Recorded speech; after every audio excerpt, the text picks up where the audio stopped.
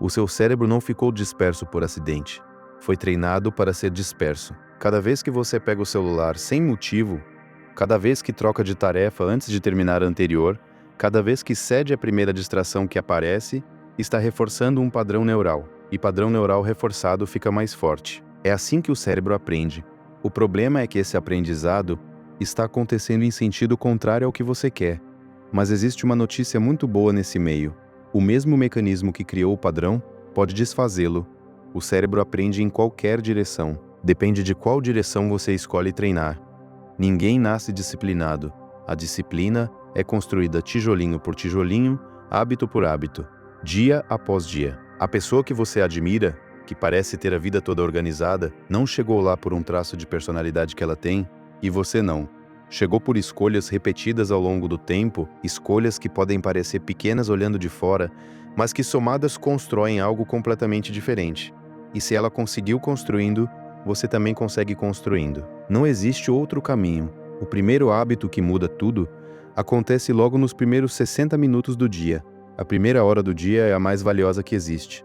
É quando o cérebro está descansado, fresco, com maior capacidade de absorção e de foco. Se a primeira coisa que entra nele é o feed das redes sociais, você está entregando esse estado privilegiado para o caos, para a fofoca, para a propaganda, para a comparação com a vida editada dos outros. E aí você levanta da cama já reativo, já irritado, já com a cabeça cheia de coisa que não escolheu colocar lá.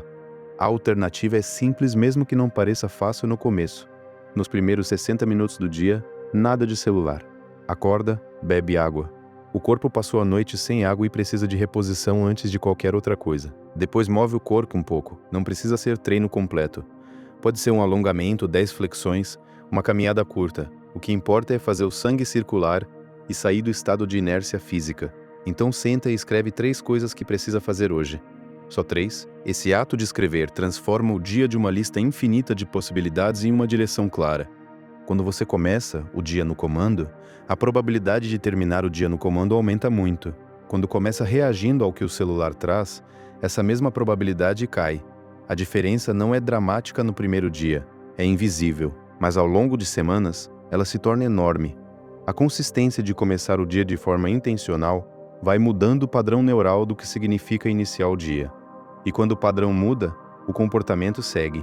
O segundo hábito é o foco profundo por blocos de tempo. A pergunta honesta é quantas vezes no seu dia você consegue ficar em uma tarefa só por mais de 30 minutos, sem pegar o celular, sem trocar de aba, sem se distrair com qualquer coisa que aparece.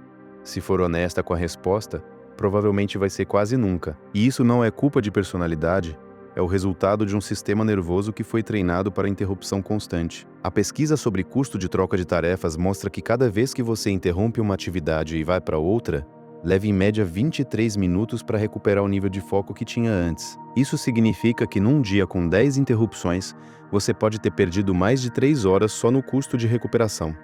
O que funciona são blocos de foco definidos. 50 minutos em uma tarefa só. Celular no modo avião, abas irrelevantes fechadas. Agora é só você e o trabalho. Quando o cronômetro tocar, 10 minutos de pausa real, levanta, bebe água, olha pela janela, respira. Depois começa um novo bloco. No começo, o cérebro vai resistir. Vai pedir o celular, vai criar urgências fictícias, vai inventar qualquer coisa para fugir do esforço. Isso é normal. É o padrão antigo tentando se manter.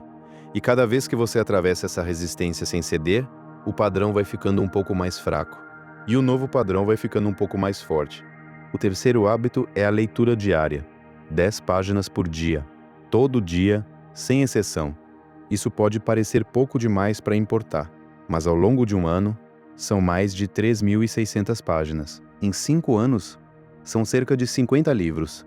E a pessoa que absorveu 50 livros sobre assuntos que importam para ela não é a mesma que era antes. Não porque os livros entregaram respostas prontas, porque a prática de ler treina o cérebro a seguir um pensamento por um período longo, a fazer conexões entre ideias, a tolerar o esforço cognitivo que qualquer trabalho de qualidade exige.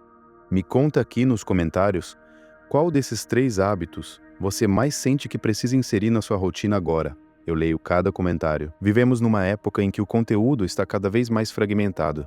Vídeo de 15 segundos, mensagem de uma frase, notícia em 2 parágrafos. E o cérebro que só consome fragmentos vai perdendo, aos poucos, a capacidade de sustentar pensamento profundo. Isso não é catastrofismo. É o que a neurociência do aprendizado documenta.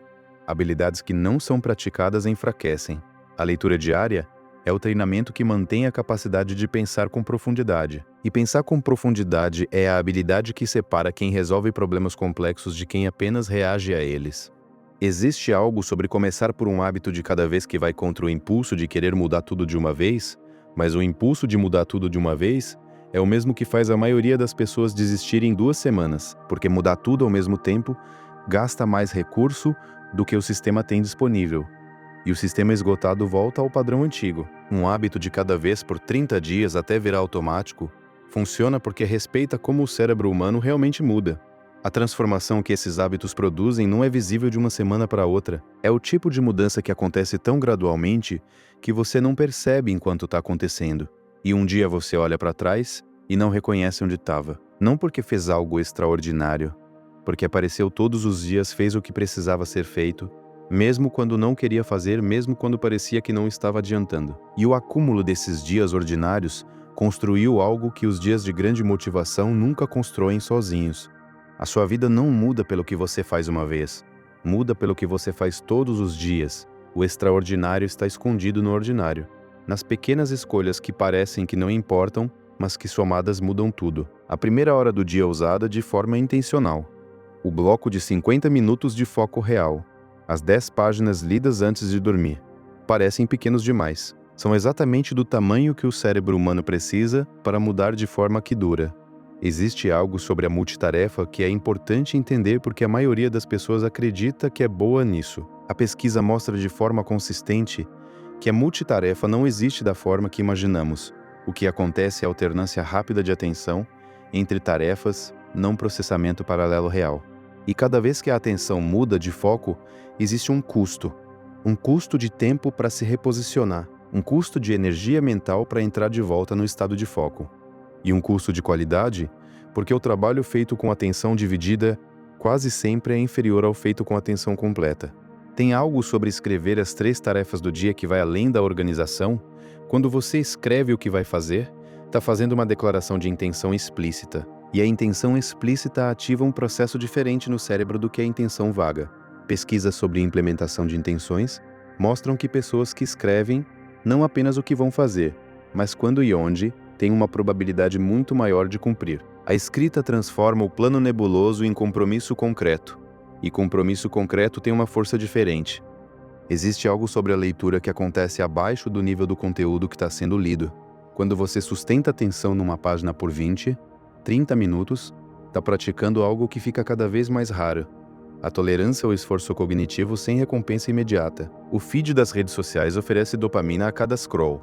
O livro oferece algo diferente. O acúmulo gradual de compreensão, a satisfação que vem depois de um capítulo concluído, o prazer de um pensamento completado. Essa qualidade diferente de recompensa, menos intensa, mas mais profunda, é o que o cérebro precisa aprender a valorizar de novo. A prática dos blocos de foco profundo cria um efeito que vai além da tarefa sendo executada. Cada bloco completo, cada vez que você atravessou 50 minutos sem ceder à distração, é uma evidência de que consegue, e evidências acumuladas mudam o que você acredita ser possível para você. Com o tempo, o bloco de 50 minutos que parecia impossível passa a parecer normal. E quando passa a parecer normal, você começa a considerar 2 blocos por dia. Depois 3. A capacidade de foco profundo se expande com o uso, como qualquer outra capacidade. Tem algo sobre a primeira hora sem celular que revela a qualidade da dependência instalada. Quando você tenta pela primeira vez ficar 60 minutos acordada sem pegar o celular, a maioria das pessoas sente desconforto real, uma sensação de estar perdendo algo, uma ansiedade difusa, uma mão que vai em direção ao bolso sem que você tenha decidido conscientemente. Isso é o padrão neural do hábito em ação. E o fato de isso acontecer é informação, não julgamento. É o ponto de partida para trabalhar com o padrão, em vez de ignorá-lo. Existe algo sobre a consistência que parece óbvio, mas que na prática é o ponto onde a maioria das pessoas falha. Não é suficiente fazer o hábito nos dias em que está animada. O hábito se instala nos dias em que você não está animada, mas faz assim mesmo.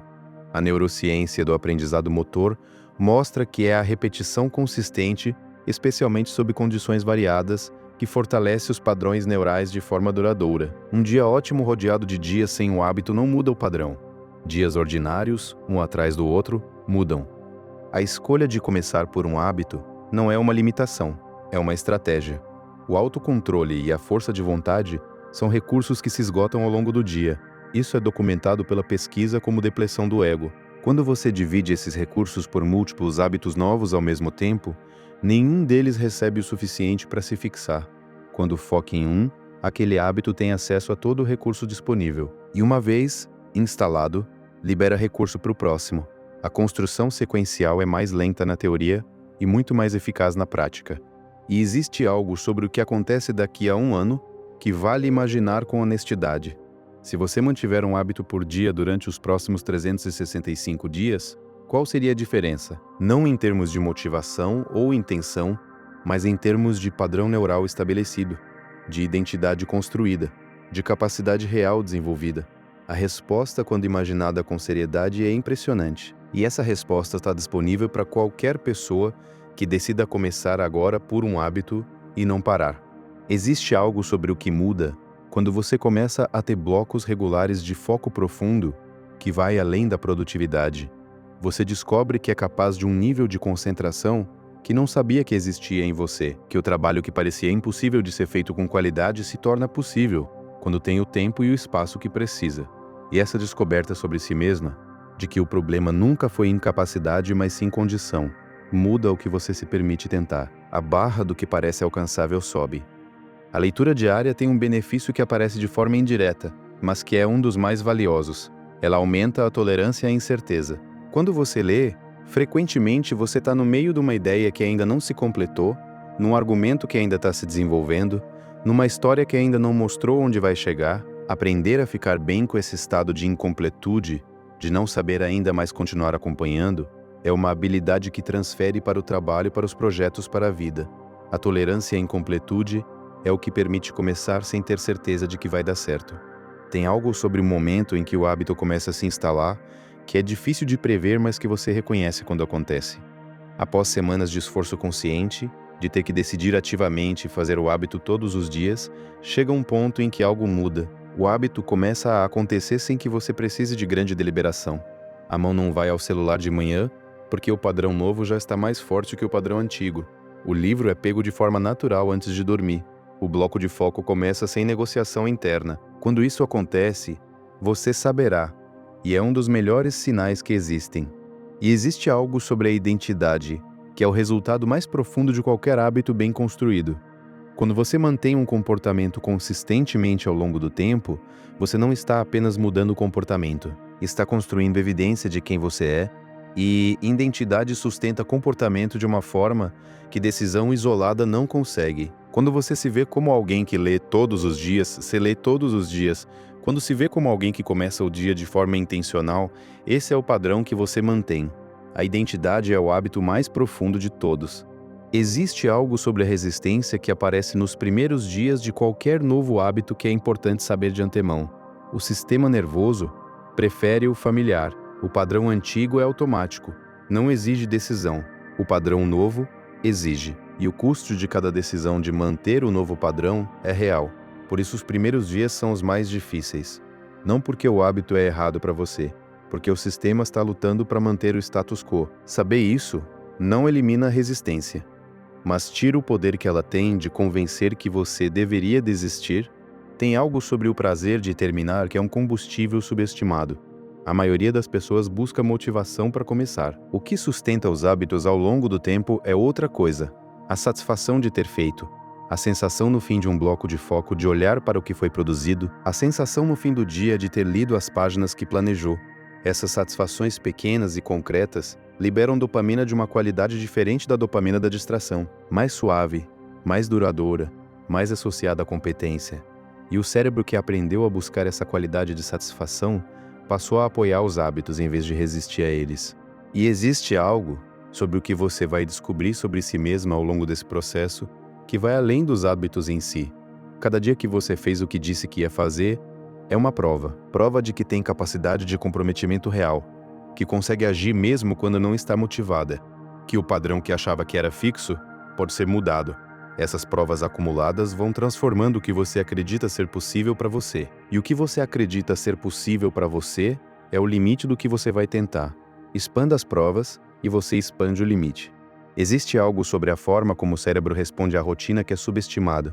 Quando você faz o mesmo conjunto de ações no mesmo horário por dias consecutivos, o cérebro começa a associar aquele horário e aquele contexto com o estado que foi praticado nele. Com o tempo, chegar naquele horário começa a induzir automaticamente o estado de foco ou de intenção que você treinou. Você para de precisar de decisão consciente para começar. A rotina faz o trabalho de inicialização. E economizar esse trabalho de inicialização libera recurso para o trabalho em si, e tem algo sobre os hábitos que criam um efeito de identidade que é o resultado mais profundo e mais duradouro de qualquer processo de mudança. Quando você age de forma consistente com um tipo de pessoa, você começa a se tornar esse tipo de pessoa, não por declaração, mas por evidência acumulada. Cada vez que você lê os 10 páginas, você está votando na identidade de alguém que lê. Cada vez que você faz o bloco de foco, você está votando na identidade de alguém que trabalha com profundidade. E com votos suficientes, a identidade muda. Identidade mudada sustenta o comportamento de dentro para fora. Por fim, existe algo sobre começar agora, com o que você tem, de onde está, que é mais importante do que qualquer detalhe sobre qual hábito escolher ou como implementá-lo perfeitamente.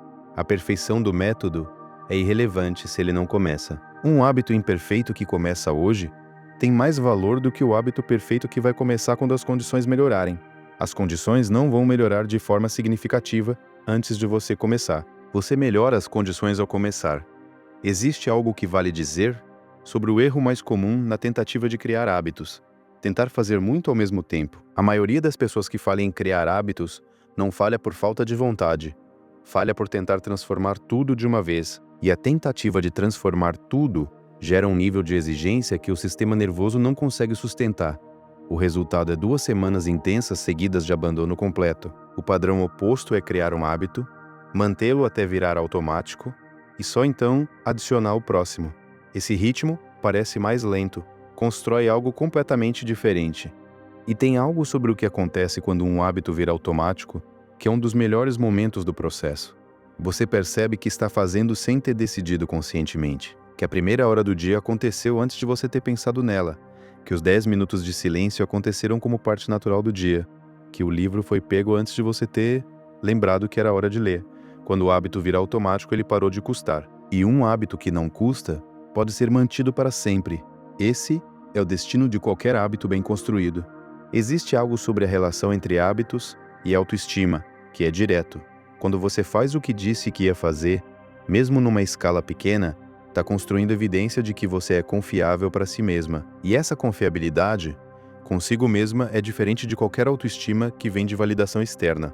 Ela não oscila dependendo do que os outros dizem ou do que acontece por fora. Está ancorada em experiência concreta. Você disse que ia fazer, você fez.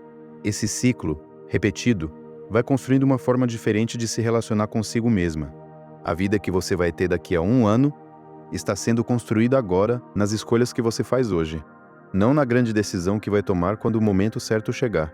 Nas escolhas pequenas e repetidas do cotidiano. A primeira hora sem celular, o bloco de foco que não foi interrompido, as 10 páginas lidas. Esses gestos, que parecem pequenos demais para fazer diferença, são exatamente do tamanho que o cérebro humano precisa para mudar de forma que dura. E o que muda de forma que dura fica para sempre. E por fim, o que você descobrirá ao longo desse processo não é apenas que consegue criar hábitos. Descobrirá que a versão de você que cria hábitos tem uma qualidade de vida diferente, mais presente, mais capaz de estar no que está fazendo, com mais clareza sobre o que importa e o que não importa.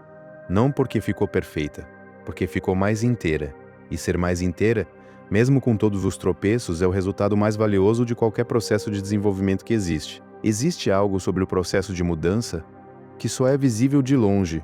No dia a dia, os hábitos parecem pequenos demais para importar. A primeira hora sem celular parece insuficientes. Os 50 minutos de foco parecem um começo modesto. Mas ao longo de meses, esses momentos somados vão criando uma pessoa diferente. E quando você olha para trás de um lugar suficientemente distante, o que pareceu insuficiente de perto É exatamente o que construiu tudo o que existe agora. Existe algo sobre o que você está provando para si mesmo a cada vez que mantém um hábito num dia difícil? Você está construindo evidência concreta de que é capaz, não de que é perfeita, de que é capaz. E evidência concreta é diferente de acreditar que é capaz sem nunca ter testado.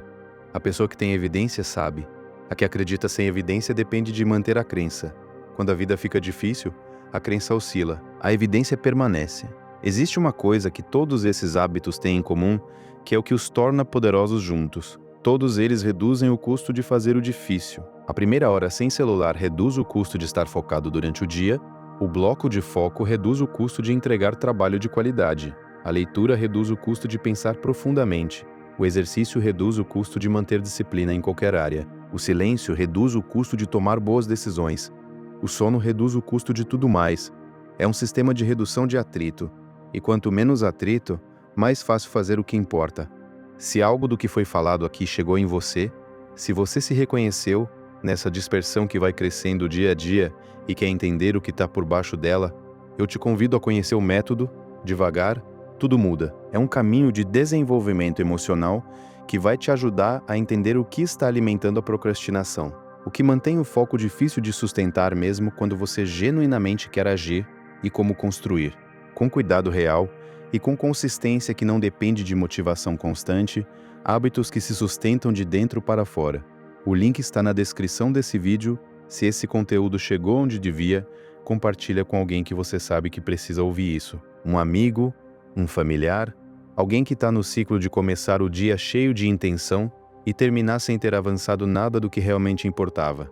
E se ainda não acompanha o canal, inscreve-se agora. Toda semana tem conteúdo novo por aqui, pensado com cuidado para pessoas que estão levando o próprio desenvolvimento a sério. Ativa o sininho para continuar essa jornada e ficar por dentro dos próximos conteúdos. Vejo você no próximo vídeo. Lembre-se, devagar, tudo muda.